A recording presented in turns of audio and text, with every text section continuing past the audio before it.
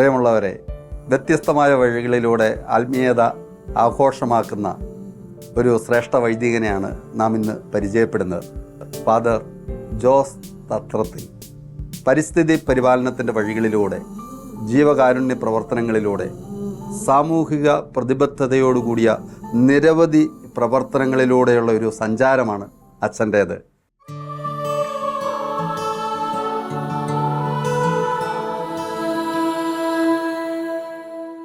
അച്ഛനെ സ്നേഹപൂർവ്വം സ്വാഗതം ചെയ്യുന്നു. അച്ഛ, ഈശോ മിശിഹായ്ക്ക് സ്തുതിയായിരിക്കട്ടെ. അച്ഛ, നമ്മുടെ ഒരു ബാക്ക്ഗ്രൗണ്ട് എന്ന് പറയുന്നത് തന്നെ അച്ഛന് ഇഷ്ടപ്പെട്ട ഒരു പ്രകൃതിയുമായിട്ട് അല്ലെ ഒരു ലയത്തിലേക്ക് നമ്മളെ കൊണ്ടുപോകുന്ന രീതിയിൽ തന്നെയാണ്. അച്ഛന് വലിയൊരു സന്തോഷമുള്ള അനുഭവമാണത്. അപ്പോൾ വലിയൊരു സന്തോഷമുണ്ട്. പരിസ്ഥിതി പ്രവർത്തകനായ, പാരിസ്ഥിതിക ദർശനമുള്ള, വേറിട്ട വഴികളിലൂടെയൊക്കെ സഞ്ചരിക്കുന്ന ഒരു വൈദികനെ വർത്തമാനം പറയുന്നതിൽ തീർച്ചയായിട്ടും അച്ഛൻ്റെ ഏറ്റവും വലിയ സ്വപ്നം എന്ന് പറയുന്നത് ജീവിതത്തിൽ വൈദികനാകുക എന്നുള്ളതായിരുന്നു, അല്ലേ? അപ്പോൾ അതിന് മാതാപിതാക്കന്മാരെങ്ങനെ പ്രചോദനമായി, കുടുംബ അന്തരീക്ഷം എങ്ങനെ സഹായിച്ചു? അപ്പോൾ ആ മാതാപിതാക്കന്മാരെക്കുറിച്ചും കുടുംബത്തെക്കുറിച്ചും ബാല്യത്തെക്കുറിച്ചും ഒക്കെ നമുക്ക് പറഞ്ഞു തുടങ്ങിയാലോ? ഞാൻ ജനിക്കുന്നത് 1945 നവംബർ 12-ന്. നാലാമത്തെ വീട്ടിൽ. എനിക്ക് അപ്പനും അമ്മയും ആൻ്റണി, മറിയം. ഒരു യുദ്ധത്തിന് ശേഷം ഒരു സമാധാന ദൂതനായിട്ടാണ് കടന്നു വരുന്നത്. അപ്പോൾ ഇവരുടെ മാതാപിതാക്കൾക്ക് ആദ്യമായിട്ട് ഒരു കുഞ്ഞുണ്ടാകുന്ന 10 വർഷത്തിന് ശേഷമാണ്. എൻ്റെ ജ്യേഷ്ഠ സഹോദരൻ തോമസ്. അത് കഴിഞ്ഞ് ഒരു 7.5 വർഷം കഴിഞ്ഞിട്ടാണ് എനിക്ക് മൂത്ത പെങ്ങൾ. പിന്നെ വീണ്ടും 3.5 ശേഷം ഒരു പെങ്ങൾ. 3 വയസ്സ് കഴിഞ്ഞിട്ട് ഞാൻ. എനിക്ക് ഒരു 4 വയസ്സുള്ളപ്പോൾ എൻ്റെ താഴെയൊരു പെങ്ങൾ. ഞാൻ നാലാമത്തെ. ഇപ്പോൾ ജീവിച്ചിരിക്കുന്നത് ഞാനും എൻ്റെ നേരെ മൂത്ത പെങ്ങൾ മാത്രമേ ഉള്ളൂ. മറ്റുള്ളവരൊക്കെ മരിച്ചുപോയി. താഴെ പെങ്ങൾ വളരെ നേരത്തെ മരിച്ചു. അമ്മ വളരെ നേരത്തെ മരിച്ചു. ഞാൻ ചിന്നാലിൽ പഠിക്കുന്ന കാലത്ത് അമ്മ മരിച്ചു. ഞാൻ പട്ടം കിട്ടി കാണുമെന്ന് ആഗ്രഹിച്ച ആളാണ്. വീട്ടിലെ അന്തരീക്ഷം എന്ന് പറയുന്നത് ഞങ്ങൾ ചെറിയ കർഷക കുടുംബമാണ്. ചെറിയ ബിസിനസ്സും ഉണ്ടായിരുന്നു ഇത് അപ്പച്ചന്. എന്തിൻ്റെ ബിസിനസ്? അത് സാധാരണ പലചരക്കൊക്കെ. പക്ഷേ പിന്നെ കൊപ്രയുടെ ബിസിനസ് ഉണ്ടായിരുന്നു. അത് അവിടെ കൊപ്രയുടെ വലിയ ഇതാണ്, കണ്ടസ്റ്റാങ്ങൾ വലിയ സ്ഥലമായിരുന്നു. ഇപ്പോൾ കുറവാണ്. ഞങ്ങളുടെ വീട്ടിലിപ്പോൾ അതുണ്ട്. അങ്ങനെ സാധാരണ പോലെ പോകുന്നു. ബാല്യകാലം സന്തോഷകരമായിരുന്നു. ബാല്യകാലം സന്തോഷകരം, വലിയ പ്രശ്നങ്ങളൊന്നുമില്ല. കാരണം അപ്പനും അമ്മയൊന്നും അങ്ങനെ തല്ലുന്ന പ്രകൃതിയല്ല. അമ്മയ്ക്ക് നാട്ടിലുള്ള എല്ലാവരും മക്കളാണ്. അപ്പൊ ഞങ്ങളുടെ വീട്ടില് അത് തറവാടായിരുന്നു. അപ്പോൾ എല്ലാ ജാതി ജനങ്ങൾക്കും അതിനുള്ള സ്വാതന്ത്ര്യം ഉണ്ടായിരുന്നു. അപ്പോൾ ഞങ്ങൾ കുട്ടിക്കാലത്ത് ഞങ്ങൾ 5-10 പേരുണ്ടായിരുന്നു. എല്ലാ ജാതിയിലും പെട്ടവർ. ഞങ്ങൾ കളിയും തമാശ, അത് വളരെ ഒരു പ്ലസൻ്റ് ആയിരുന്നു. അതേ സമയത്ത് തന്നെയായിരുന്നു നമുക്ക് കുറേ സമരങ്ങൾ നടന്നിരുന്നു. പ്രത്യേകിച്ച് ചെറുപ്പത്തിൽ എനിക്ക് പെട്ടെന്ന് ഓർമ്മ വരുന്നത് ചകിരി സമരം ഉണ്ടായിരുന്നു. ചകിരി അതിൻ്റെ കാശുണ്ട്. 120 രൂപ മറ്റായിരുന്നു. അത് കൂടാൻ വേണ്ടിയിട്ട് കെ കരുണാകരൻ്റെ കയർ വ്യവസായം ഉണ്ടായിരുന്നു. കെ കരുണാകരത്തിൽ ചകിരി മൂടുന്ന സ്ഥലമായിരുന്നു. അതുകൊണ്ട് ഞങ്ങളുടെ അവിടെ പള്ളിയിലേക്ക് വരുന്ന, ഞാൻ കണ്ടസ്റ്റാങ്കാരനാണ്, പള്ളിയിലേക്ക് വരുന്ന അച്ഛന്മാർക്കൊക്കെ ഈ മണം എടുക്കും ചീഞ്ഞ് വരുമ്പോൾ ചകിരി സ്ഥലത്ത്. ഇപ്പോൾ ആദ്യമായിട്ടില്ല. അപ്പോൾ അതുകൊണ്ട് അന്ന് ഈ ചകിരിക്കുഴിയിൽ ഇറങ്ങിയിട്ടാണ് സമരം ചെയ്യുന്നത്. ഊരാർസനവിനെ കെ കരുണാകരനും കൂട്ടിരിക്കായിരുന്നു. ഞാനന്ന് കൊച്ചു പയ്യനാണ്. ആദ്യമായിട്ട് ചീനത്തട്ടി തൊപ്പി വെച്ചിട്ട് MSPക്കാർ ഞങ്ങളുടെ വീടിൻ്റെ മുമ്പിൽ കൂടെ മാർച്ച് ചെയ്ത് പോകുന്നത് ഞാൻ കാണുന്നതിൻ്റെ ഓർമ്മ. അപ്പോഴേക്കും പിന്നെ അവർ അവിടെ ബലപ്രയോഗമായി കണ്ണീർവാതകം. അപ്പോഴേക്കും അവിടെ ആൾക്കാർ ഓടി വരുന്നു. ഇതൊക്കെ എൻ്റെ ചെറിയ ഓർമ്മകൾ. ഓടി പോകുന്നു ഈ ഉള്ളി ചതച്ച് ചെയ്യാനായിട്ട്, മണം എടുക്കാനായിട്ട്. അപ്പോൾ അതങ്ങനെ കഴിഞ്ഞു. കമ്മ്യൂണിസ്റ്റുകാരപ്പുറത്തുണ്ട്. നല്ല സൗഹൃദമായിരുന്നു എല്ലാവരായിട്ട്. പിന്നെ പള്ളിയിലേക്ക് 1 കിലോമീറ്റർ കൂടുതലുണ്ട്. അന്ന് നല്ല റോഡുകളൊന്നും ഇല്ലായിരുന്നു. പക്ഷേ മിക്കവാറും എല്ലാ ദിവസവും കഴിയുന്നിടത്തോളം കുർബാനയ്ക്ക് പോകുന്ന ഒരു പതിവ് അതങ്ങനെ പ്രത്യേകമായിട്ട് ആരെങ്കിലും പറയാം, അങ്ങനെ നാച്ചുറലായിട്ട് വരുന്നു. ഭക്തകൃത്യങ്ങളായാലും എല്ലാതായിട്ട് പെങ്ങന്മാരായാലും മറ്റൊക്കെ ആയിട്ട്. പിന്നെ 7 വയസ്സിലാണ് ഞാൻ ആദ്യമായിട്ട് കുർബാന സ്വീകരിക്കുന്നത്. 7 വയസ്സിൽ. അന്ന് മുണ്ടും ഇത്രയും ഷർട്ട്, മുണ്ടെടുക്കാനൊന്നും പരിചയമില്ല. അപ്പം ഞാൻ ഓർക്കുന്നുണ്ട്, ആദ്യം രാവിലെ എഴുന്നേൽക്കണം, പിന്നെ പല്ലൊക്കെ അടിക്കണം, നാവ് അടിക്കണം. അതൊക്കെ പെങ്ങൾ ചെയ്തു തരും. മൂത്ത പെങ്ങളാണ്. മുടിയുടെ ഒക്കെ വാച്ചിടൊക്കെ ഇട്ട് ശരിയാക്കിയിരിക്കണം. അത് അപ്പോൾ മുണ്ടിങ്ങനെ കാല് വിരിച്ച് പിടിക്കാൻ പറയും. എന്നിട്ട് മുണ്ട് പിടിപ്പിച്ച് ഇതൊക്കെ ശരിക്കും വെച്ച്, കാരണം അന്ന് നമുക്ക് അറിയില്ലല്ലോ. അങ്ങനെ പോകുന്നു. അന്ന് ഇന്ന് ഈ പ്രാവശ്യത്തെ പോലെയുള്ള ആഘോഷങ്ങളൊന്നും അറിയില്ല പള്ളിയിൽ പ്രധാനമായിട്ട്. അപ്പോൾ ഈ മുടി ഇങ്ങനത്തെയെന്ന് വെച്ച് കഴിഞ്ഞാൽ നമുക്ക് ഇവിടെ ചതവാരിയില്ലേ, ചതവാരി, അതുകൊണ്ടാണ് ഈ കടലാസ് പൂക്കളൊക്കെ ചതാവരിയുടെ. അപ്പോൾ അത് അന്നത്തെ കാലത്ത് അതായിരുന്നു. അത് കഴിഞ്ഞാൽ നല്ലൊരു ചായ എങ്ങാനും കിട്ടും. പിന്നെ കഴിഞ്ഞു, വേറെ ആഘോഷങ്ങളൊന്നും ഇല്ല. അത്രേ ഉള്ളൂ. ഫോട്ടോ എടുക്കും. അത് ശരി. അപ്പൊ ഇത് എല്ലാ കുട്ടികളും ഈ ചതാവരി കൊണ്ടുള്ള കള്ളാച്ചിന്റെ പൂക്കള് ഉണ്ടാക്കിയിട്ട് അത് സിസ്റ്റേഴ്സും മറ്റേ ചെമാരന്മാർ കൂടി വയ്ക്കും. അങ്ങനത്തെ കാലം അതായിരുന്നു. അല്ല, അത്രയേ ഉള്ളൂ. പിന്നെ ഫോട്ടോ എടുക്കും. അത് കഴിഞ്ഞാൽ പ്രത്യേകമായിട്ട് ഒന്നുമില്ല. അത് കഴിഞ്ഞ് പിന്നെ ഞങ്ങൾ അന്ന് സംഘടനകൾ ചേരും. ഒരു CEC എന്ന് പറഞ്ഞ സംഘടന ഉണ്ടായിരുന്നു, ചിൽഡ്രൻസ് യൂക്കറിസ്റ്റിക് ക്രൂസൈഡ്. അത് ഈ മിഷൻ ഏരിയയിലേക്കൊക്കെ ഇത് ചെയ്യാൻ വേണ്ടിയിട്ടുള്ളത്. അപ്പോൾ സ്റ്റാമ്പ് കളക്ഷൻസ് അങ്ങനെയൊക്കെ ഒരു കാലഘട്ടം. പിന്നെ ആൾക്കാര ബാലസംഘത്തിൽ ഞാൻ ചേർന്ന് 2 കൊല്ലം കഴിഞ്ഞിട്ട് ഉയരമില്ലാത്തതുകൊണ്ട് അന്ന് സുറിയാനി കുർബാനയിൽ പുസ്തകങ്ങൾ മാറ്റണം, ഈ ലേഖനം വായിച്ചു കഴിഞ്ഞാൽ. അപ്പം നമുക്കിത് കയ്യെത്തിച്ചെത്തില്ല. അല്ല, അങ്ങനെ ഒരു കാലഘട്ടം. പക്ഷേ അല്ല, ഞാൻ പറഞ്ഞ അച്ഛന് ഇപ്പം അത്യാവശ്യം അല്ല ഇപ്പം ഉണ്ട്. അന്ന് ഞാൻ സെമിനാരി ചേരുമ്പോഴും 10ാം ക്ലാസ്സിൽ ചേരുമ്പോഴും പറഞ്ഞായിരുന്നു. 10ാം ക്ലാസ്സിൽ ചേരുമ്പോഴും 10ാം ക്ലാസ്സിൽ അങ്ങനെ തുടർന്ന് സംഘടനയിലൊക്കെ പ്രവർത്തിച്ചു. ഇതില്ലേ 10ാം ക്ലാസ്സിൽ ഞാൻ മിഷന് പോകാനാണ് ആദ്യം ആഗ്രഹിച്ചത്, സലേഷൻ സഭയിൽ ചേരാൻ. 5ാം ക്ലാസ്സിൽ ചിലയിടം കിട്ടി. പോകാൻ നിൽക്കുമ്പോഴേക്കും ഞാൻ അത്രയും ചെറുതായതുകൊണ്ട് വീട്ടിൽ നിന്ന് ഒബ്ജക്ഷൻ വന്നു. ഞാൻ 2 ദിവസം ഭക്ഷണം കഴിക്കാതെ സമരം എടുത്തു. പിന്നെ അമ്മായി ഇടപെട്ടു. ഈ ചെറുപ്പകാലത്ത് നമ്മൾ കണ്ട സമരം അല്ലേ അതിന് പ്രചോദനമായി? അല്ല, ഞാൻ ഭക്ഷണം കഴിക്കും, വേറെ എന്നാ ചെയ്യാൻ ഭക്ഷണം ഉപേക്ഷിക്കുകയാണ്. പിന്നെ അപ്പോഴേക്കും അമ്മായി ഇടപെട്ടു.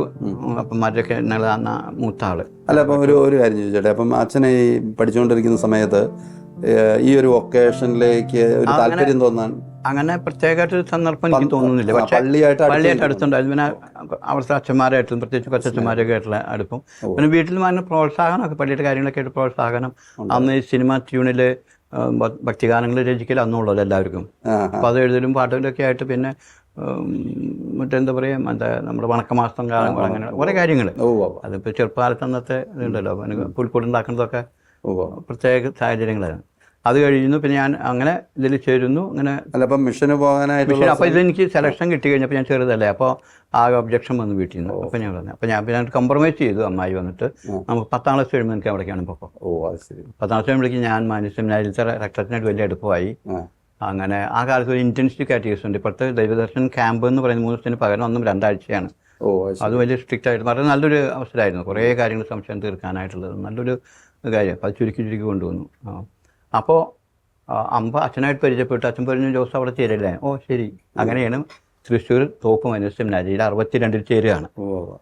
62 ചേരുമ്പോൾ ആ കാലഘട്ടത്തിന് പ്രത്യേകതയുണ്ട്. 62 ജൂലൈ 3 കോട്ടയത്തെ വടവാതിൽ സെമിനാരിയുടെ ഉദ്ഘാടനം.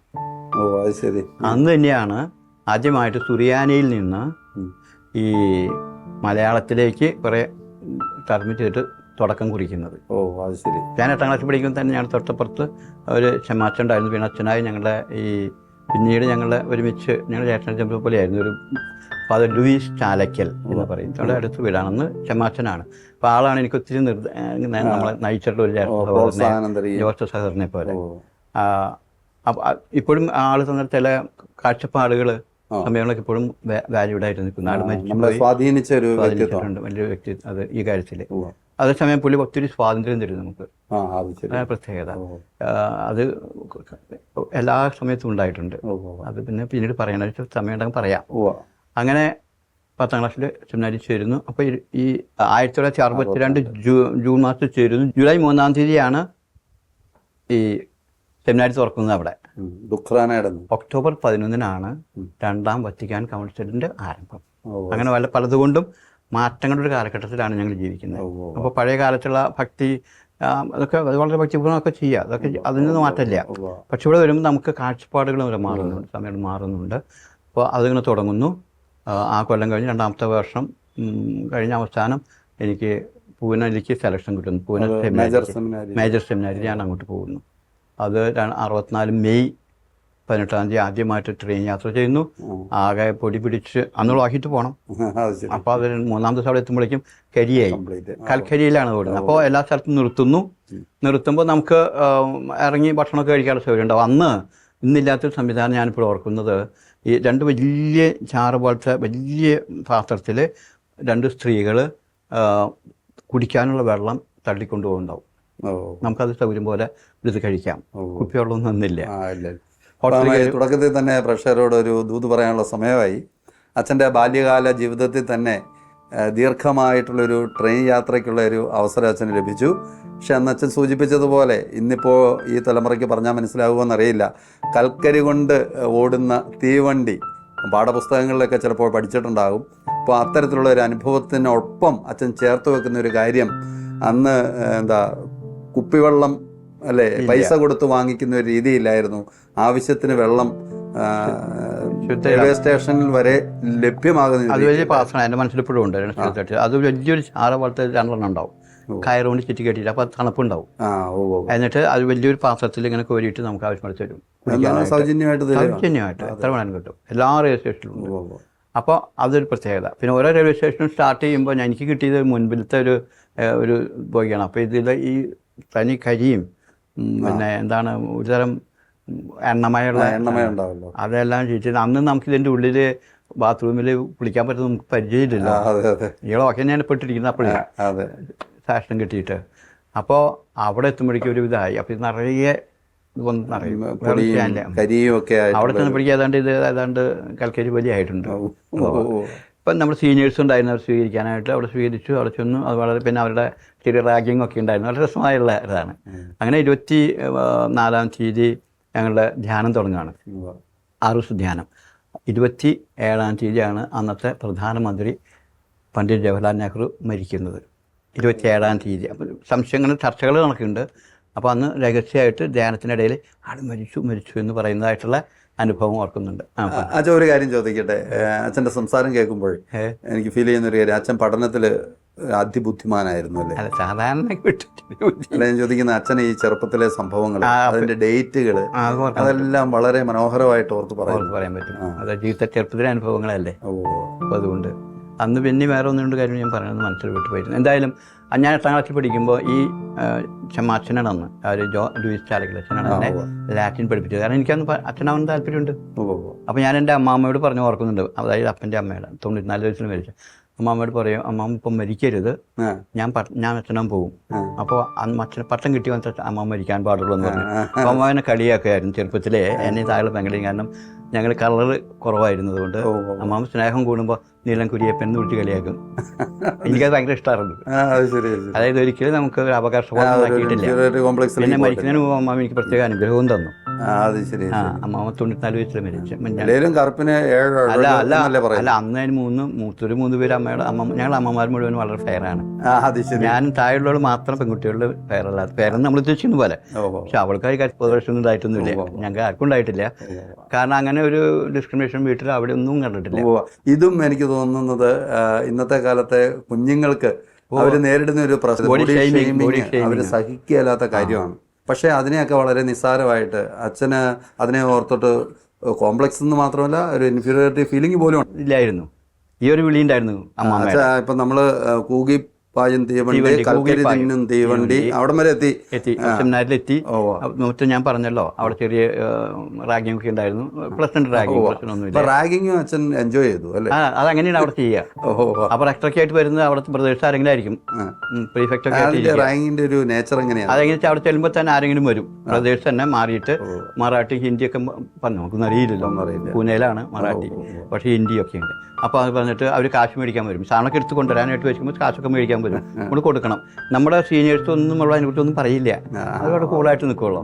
അപ്പോൾ അത് കഴിഞ്ഞിട്ട് പിന്നെ അപ്പോഴേക്കും പ്രീഫെക്ട് അച്ഛനെ കാണാൻ പോകാൻ തുടങ്ങി.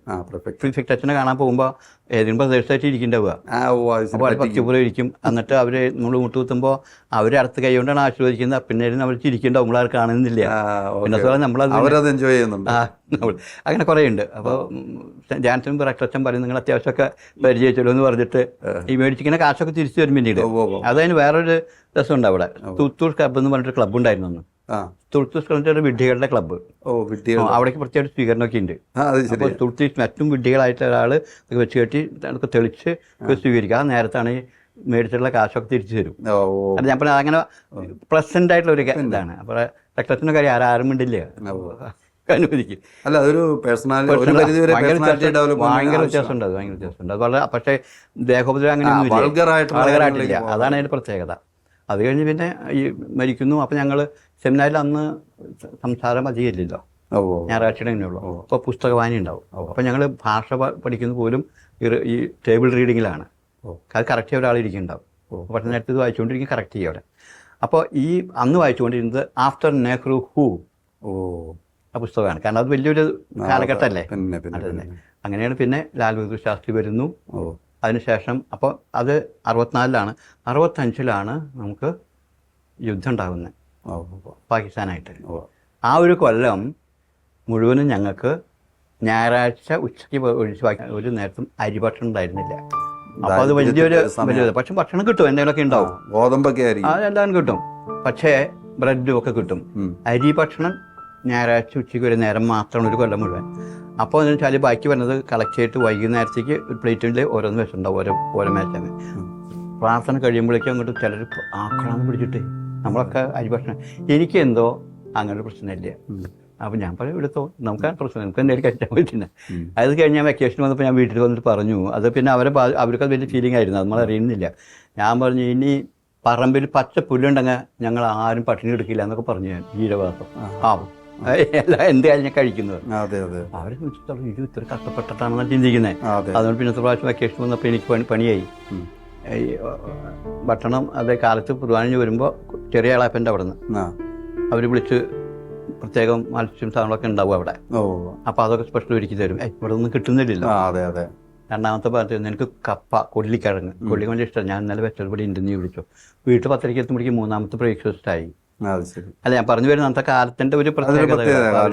അവരെപ്പോഴും ചിന്തിക്കുന്നത് ഇത്ര കഷ്ടപ്പാടായിരുന്നു അവിടെ നിന്നാണ്. നമ്മൾ പട്ടിണി കിടന്നിട്ടൊന്നുമില്ല എങ്കിൽ തന്നെ അതൊരു വലിയൊരു അനുഭവം. അന്ന് അവിടെ മാത്രമല്ല നമ്മുടെ നാട്ടിലും ഒരു ദാരിദ്ര്യത്തിന്റെ അവസ്ഥയുണ്ട്. ഞാൻ ഓർക്കുന്നുണ്ട് ആ സമയത്തൊക്കെ സ്കൂളുകളിൽ ഈ സൂചി ഗോതമ്പ്, നുറുക്ക് ഗോതമ്പ് അതിനെയൊക്കെ ആശ്രയിച്ച് ജീവിക്കുന്ന ഒരു കാലം. 1965. പക്ഷേ പൂനെ കമ്പയർ ചെയ്യുമ്പോൾ ഇവിടെ കുറെ കൂടെ അല്ലേ ഉണ്ട്. പ്രത്യേകിച്ച് നമ്മളെല്ലാവരും ഈ അരിഭക്ഷണം കഴിക്കുന്നവരല്ലേ. ബഹുഭൂരിപക്ഷവും കേരളത്തിൽ നിന്നും തമിഴ്നാട്ടിലുള്ളവരാ. അതായിരുന്നു അതിൻ്റെ ആ പ്രത്യേകത ഉണ്ടായിരുന്നു. പക്ഷെ നമുക്ക് ഭക്ഷണം കിട്ടിയിരുന്ന വേറെ പ്രശ്നമൊന്നുമില്ല, അങ്ങനെ പോയിക്കൊണ്ടിരുന്നിരുന്നു. അത് ഞാൻ സെക്കൻഡ് ഇയർ കഴിഞ്ഞ് എൻ്റെ ഫിലോസഫിയുടെ ഗ്രാജുവേഷൻ്റെ ആ പരീക്ഷ കഴിഞ്ഞാൽ വീട്ടിലേക്ക് അന്ന് ഞങ്ങൾക്ക് 4 കൊല്ലം കഴിഞ്ഞിട്ട് കാണാൻ വരാൻ പറ്റുള്ളൂ. അപ്പോൾ അപ്പൻ വിചാരിച്ചു നമ്മളെ പട്ടം കെട്ടി കാണില്ലെന്ന്. അപ്പന് 60 വയസ്സ്. അമ്മ എന്തായാലും കാണുന്നതാണ് വിചാരിച്ചിരുന്നത്, പട്ടം കെട്ടി കാണുന്നതിനായിട്ട് വിചാരിച്ചു. അതങ്ങനെ ഒരു ചിന്ത ഉണ്ടായിരുന്നു. പക്ഷെ എന്തുണ്ടായി, ഈ സെക്കൻഡ് ഇയർ കഴിഞ്ഞ് ഞാനിവിടെ വരുന്നു. വീട്ടിലെത്തുന്നതിന് മുമ്പ് അമ്മ മരിച്ചിരുന്നു. അങ്ങനെ പ്രത്യേക അസുഖം എന്ന് പറയാനൊന്നുമില്ല. പുറത്തേക്ക് നടക്കുന്നു, ആട് കയറി വരുന്നു. അമ്മ എപ്പോഴും പറയാറുമുണ്ട് ഞാനൊന്നും ആരും കിടന്ന് ബുദ്ധിമുട്ടിക്കില്ല കേട്ടോ എന്ന് പറയാറുണ്ട്. തന്നെ കയറി കിടക്കുന്നു, വെള്ളം കൊടുക്കുന്നു, ഞാനപ്പോൾ അതിന് സങ്കടമല്ല. ഞാൻ 1600 കിലോമീറ്റർ യാത്ര ചെയ്ത് പൂനെയിൽ നിന്ന് അന്ന് സാധാരണ പതിവില്ലാത്തൊരു അനുവാദം ഞങ്ങളുടെ ബാച്ചിന് കിട്ടിയിട്ട് നാട്ടിലേക്ക് വരികയാണ്. വരുന്നു, ഇവിടെ വന്നു, ബിഷപ്പിനെ കാണാൻ കാത്തിരുന്നു. അപ്പോൾ ഒരു ദിവസം വ്യത്യസ്തയായി. അപ്പം ഞാനെപ്പോഴും ഒരു ദിവസം വൈകിട്ട് പറയുള്ളൂ വരുന്നുള്ളൂ അവർ പഠിക്കാൻ. അപ്പോൾ പിറ്റേ ദിവസം നാളെ വരുന്ന ഇള വരുന്നിരുന്നു. അപ്പോൾ താഴെയുള്ളവൾ പരീക്ഷയ്ക്ക് പോയിട്ടില്ല. അപ്പോൾ പോകുന്ന മാർച്ചിലാണ്. അപ്പോൾ ഒന്നും സംഭവിച്ചിട്ടില്ല. പെട്ടെന്ന് ഞാനൊന്നും അറിയുന്നില്ല. ആദ്യമായിട്ട് എനിക്ക് ടെലപ്പതിക്ക് ഫീലിംഗ് ഉണ്ടായത് അന്നേ ദിവസമാണ്. ഞാൻ പോകാനായിട്ട് നിൽക്കുമ്പോൾ പെട്ടി കയറ്റി വെക്കണം. പഴയ തൃശ്ശൂരാണ്, ഇത് തെക്കനൊന്നുമില്ല. അപ്പോൾ അവിടുത്തെ വിചാരിച്ചെൻ്റെ കൊച്ചനായിരുന്നു, അച്ഛനായിരുന്നു. ആൻ്റണി എനിക്കില്ല. അപ്പം അച്ഛൻ പറഞ്ഞു ഭക്ഷണം കഴിച്ചിട്ട് ഇപ്പോൾ ഉച്ചയാവാറായില്ലേ എന്ന് പറഞ്ഞു. അപ്പം ഞാൻ പറഞ്ഞു വീട്ടിലേക്കല്ലേ പോകുന്നത് എന്ന് പറഞ്ഞു. ആ നേരത്തെ എനിക്ക് വീട്ടിലേക്ക് എത്തണമെന്ന് മാത്രം. അതിന് മുമ്പ് എനിക്കാണ് വീട്ടിലേക്ക് എത്തണമെന്നില്ല. നമ്മൾ സെമിനാരി ചേർന്നപ്പോൾ ഇതൊക്കെ വിട്ടു പോയതാണ്. വീട്ടിലേക്കാണ് ഓടിയെത്താൻ അങ്ങനെ ഉണ്ടായിരുന്നില്ല. അന്ന് അപ്പോൾ പോകണം വീട്ടിലേക്ക് പോകുമ്പോൾ. അത് അമ്മ മരിക്കുന്ന സമയത്ത് ടെലപ്പതിയുടെ ആദ്യത്തെ ഫീലിംഗ് അത്. അമ്മ ആ സമയത്താണ് മരിക്കുന്നത്. അതുകൊണ്ട് ഞാനിവിടുന്ന് അവിടെ എത്തി 16-17 കിലോമീറ്ററുള്ളൂ അണ്ടർസ്റ്റാൻഡ്. എത്തി ഞാൻ പെട്ടി അവിടെ വയ്ക്കാൻ നിൽക്കുമ്പോൾ എൻ്റെ ക്ലാസ്മേറ്റാണ് അവിടെ ഒരു മരുന്ന് പിടിയിലുണ്ട്. അപ്പോൾ ഞാൻ പെട്ടി വെച്ച് പോകും. പള്ളി തൊട്ടാണ്. അച്ഛനെ കാണും, ഞാൻ വീട്ടിൽ പോകും. ചേട്ടൻ പെട്ടിയുണ്ട്. അപ്പോൾ ചെന്ന വഴിക്ക് ഇവൻ പറഞ്ഞു ലോഹിതാക്ഷൻ എന്ന് പറയാൻ മരിച്ചു പോയി. പറഞ്ഞു ജോസ് വീട്ടിൽ പോകും.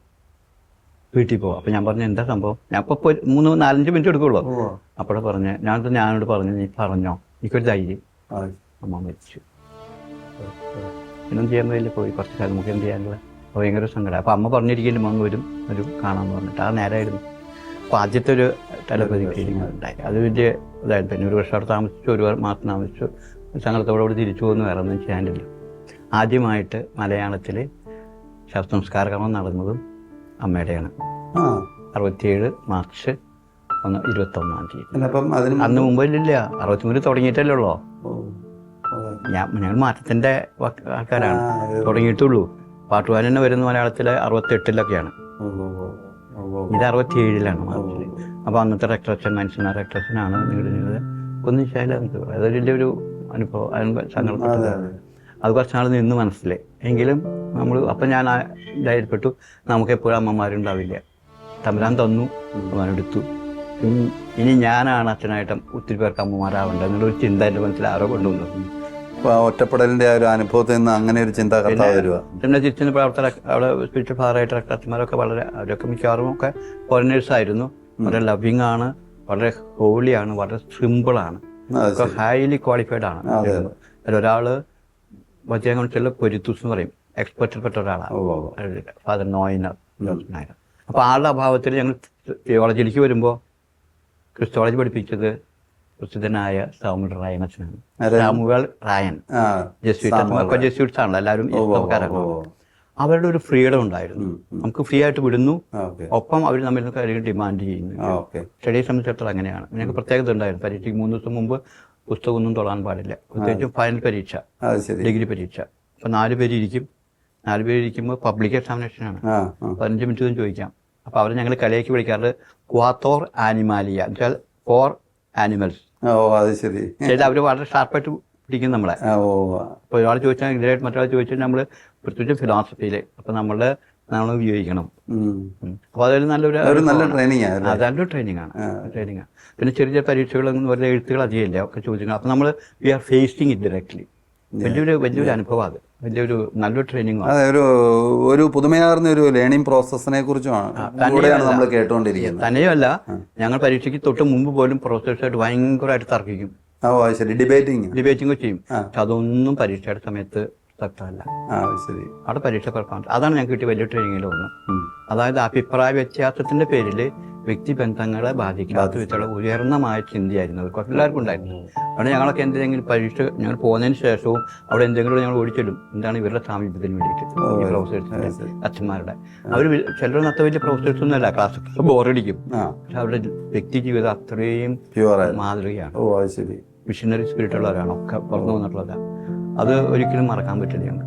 ഇപ്പോൾ ഇതും പ്രേക്ഷകർക്കുള്ള ഒരു ദൂതായിട്ട് നമുക്ക് എടുക്കാം. കാരണം നമ്മുടെ പഠന കാലഘട്ടത്തിൽ നമ്മളെ പഠിപ്പിക്കുന്നവർ അവരുടെയൊക്കെ ഒരു വ്യക്തി ജീവിതത്തിൻ്റെ മഹത്വം, വിശുദ്ധി, അതൊക്കെ എത്രയോ ജീവിതങ്ങളെയാണ് സ്പർശിക്കുന്നത് എന്നുള്ളൊരു തിരിച്ചറിവിലേക്ക് നാം എത്തുന്ന സമയമാണ്. അവരിപ്പോൾ സെമിനാരി വിട്ടു പോകുന്നവർക്കും ഞങ്ങൾ ചിലപ്പോൾ സെൻഡ് ഓഫ് ഒക്കെ കൊടുക്കും. ചിന്തിക്കാൻ പറ്റില്ല അന്ന് കാലത്ത് അത്രയും. അതുകൊണ്ട് തന്നെ അവർ തിരിച്ചു വരും പിന്നീടും. അതൊരു വലിയൊരു അനുഭവമാണ് അവിടുത്തെ. അത് വേറെ ഒത്തിനും കിട്ടി കണ്ടിട്ടില്ല. അവിടെ ഓരോ കാര്യങ്ങളും ഈ സെമിനാരി തുടങ്ങിയത് 1893 കാൻഡിയിലാണ് തുടങ്ങിയിരുന്നത്. അപ്പോൾ ഞങ്ങളൊക്കെ പൂക്കാൻഡി എന്ന് പറയും, ഞങ്ങൾ പൂന കാൻഡി. അപ്പോൾ അവരൊക്കെ ഞങ്ങൾക്ക് ഇനിയിപ്പോൾ കാൻഡിയിൽ പോകാൻ പറ്റിയിട്ടില്ല. 55 തിരിച്ചിങ്ങോട്ട് പോകുന്നു, ഇന്ത്യയിലേക്ക് വന്നു. കാരണം പൊളിറ്റിക്കലായിട്ടുള്ള മാറ്റങ്ങളൊക്കെ വന്നതിന് ശേഷം അപ്പോഴും ഉണ്ടായിരുന്നു ഒരു 10-20 രാജ്യങ്ങളിൽ നിന്നുള്ള സ്റ്റുഡൻസ് പ്രൊഫസേഴ്സും. ഒരു ആഫ്രിക്കൻ പേരുണ്ടായിരുന്നു, ഇന്തോനേഷ്യ. അത് വേറൊരു അനുഭവം. അതെ, വിവിധങ്ങളായിട്ടുള്ള സംസ്കാരങ്ങളെ പരിചയപ്പെടാനായിട്ട്. അവിടെ തന്നെ ഈ സഭകൾ, ഇപ്പോൾ ജെസ്യൂട്ട്സിൻ്റെ ഈശോ സഭക്കാരുടെ, ഫ്രാൻസലിയൻസ്, കർമ്മലിത്തക്കാർ, സലേഷ്യൻസ്, പിന്നെ കുറേ സഭകളുണ്ടായിരുന്നു ഈ ചുറ്റുപാട്. ഇതൊരു 100-100 ഏക്കർ സ്ഥലമാണ്. ഒരു മിനി എത്തിക്കാൻ എന്ന് പറയാൻ വേണമെങ്കിൽ വലിയൊരു എക്സ്പോഷറാണ്. സത്യത്തിലപ്പം കേരളത്തില് അല്ലേ നമ്മൾ പഠിക്കുന്നതിനേക്കാളൊക്കെ വലിയൊരു എക്സ്പോഷറാണ്. പിന്നെ കുറച്ച് ഡിമാൻഡിങ് ആണ്. ചിലപ്പോൾ ഇതുള്ളവരെയാണ് ഇവിടേക്ക് വിടുന്നത്. അങ്ങനെയുണ്ട് കുറച്ച്. അപ്പോൾ അതുകൊണ്ട് ആ ലെവലിലായിരിക്കും എല്ലാ കാര്യങ്ങളും പോകുന്നത്. നമുക്ക് ഫ്രീ ആയിട്ട് നമുക്ക് ഡിബേറ്റ് ചെയ്യാം. പക്ഷെ നമ്മൾ പറയുന്നത് സ്ഥാപിച്ചെടുക്കാൻ പറ്റണം. അപ്പോൾ അങ്ങനെയാണ്. അപ്പോൾ അതിൻ്റെ പേരിൽ വേറെ ഒന്നും ഉണ്ടാവില്ല എന്ന്. ഇപ്പോൾ പ്രൊഫസർ പറയുന്നതിന് വ്യത്യസ്തമായിട്ട് പറഞ്ഞാൽ പോലും നമുക്ക് ഇതുണ്ടാവില്ല. അപ്പോഴും ചിലർ ഇത് കാണിക്കും, ചെറിയ മൈൻഡുള്ളവരുണ്ടല്ലോ. പക്ഷെ പൊതുവെ ഞങ്ങൾക്ക് കിട്ടിയിട്ടുള്ള വലിയൊരു അത് ഈ ഭാഷാ ഉപയോഗത്തിനും പിന്നെ ലാംഗ്വേജിനൊക്കെ നല്ലൊരു കമാൻഡ് കിട്ടും. അത് ഇംഗ്ലീഷിലോ അതായിട്ട് മറ്റൊക്കെ ആയിട്ട് കിട്ടും. നമുക്ക് ഭാഷ പഠിക്കാനുള്ള സൗകര്യങ്ങൾ വേണമെങ്കിലുണ്ട്. ഇനി ഒന്നുകൂടി പറയാനുള്ളത്, ഈ കാലഘട്ടത്തിലാണ് ഈ വത്തിക്കാൻ കൗൺസിൽ നടത്തുന്നത്. അപ്പോൾ ഞങ്ങൾ സാവകാശം ഞങ്ങൾ സാധാരണ സമയത്ത് ലോഹ മാറ്റി വയ്ക്കുന്നുണ്ട്. ശരി. അതിനൊക്കെ അത്ര ലോഹയിൽ വരണതായിരുന്നു. അത് കഴിഞ്ഞപ്പോൾ പിന്നെ ഇത് വന്നു തുടങ്ങി. പിന്നെ കളിക്കുമ്പോൾ ലോങ് പാൻസാണ് ഇട്ടിരുന്നത്. അതിന് മുമ്പ് പ്രത്യേക ലോഹ ഉണ്ടായിരുന്നു. അപ്പോൾ വേറെ അവിടെ തുടങ്ങുന്നു ഫിലോസഫേഴ്സിന് ഷോർട്ട്സ് ഇടാന്ന് പറയുന്നു. പിന്നെ ഞങ്ങൾ സ്റ്റുഡൻസ് കൗൺസിൽ തുടങ്ങുന്നു. വലിയ മാറ്റങ്ങൾ വന്നുകൊണ്ടിരിക്കുകയാണ്. ഫിലിം ക്ലബ് ഉണ്ടാകുന്നു. അപ്പോൾ ഞാനതിലെ ഭയങ്കര വ്യത്യാസങ്ങൾ അവിടെ. അതായത് നമുക്ക് ഫ്രീ ആയിട്ട് സമയം സീരിയസ് ആയിട്ട് വെറുതെ ഇതല്ല. അപ്പോൾ അത് കാർഷിക സഹിതം ചെയ്യാനാണുള്ളത്. അപ്പോൾ തിയോളജി ആയാലും പുതിയ ചിന്തകൾ വന്നുകൊണ്ടിരിക്കുന്ന കാലം. വത്തിക്കാൻ കൗൺസിലിൻ്റെ എല്ലാ ലേറ്റസ്റ്റും നമുക്ക് ഈ അച്ഛന്മാർ വന്നാൽ കിട്ടും. അവർ അവിടെ നിന്നാണല്ലോ വരുന്നത്, പെരിത്തൂസ്. അപ്പോൾ അവർ ഞങ്ങൾ അപ്പം നമുക്ക് എപ്പോഴും ഒരു പ്രധാനപ്പെട്ട ഓപ്പണിംഗ് ആണ്. ഈ തിയോളജി ഫിലോസഫിയിൽ തന്നെ ഹാർഡ് ആൻഡ് ബൗണ്ട് അല്ല, ഓപ്പണിംഗ് ആണ്. അപ്പോൾ വത്തിക്കാൻ കൗൺസിൽ തന്നെ വലിയൊരു ഓപ്പണിംഗ് ആയിരുന്നല്ലോ. അപ്പോൾ അതിൻ്റെ എല്ലാ കാര്യങ്ങളും അവിടെ കിട്ടുന്നു. അപ്പോൾ അതനുസരിച്ച് ഞങ്ങളിൽ മാറ്റങ്ങൾ വന്നുകൊണ്ടിരിക്കുന്നു. പിന്നെ ഞങ്ങൾ ആദ്യകാലത്തൊക്കെ പുറത്തൊക്കെ പോയിട്ട് ഓണം ആഘോഷിക്കാനൊക്കെ അറേഞ്ച് ചെയ്ത് ഒത്തിരി ഫ്രീഡം നമുക്കുണ്ടായിരുന്നു.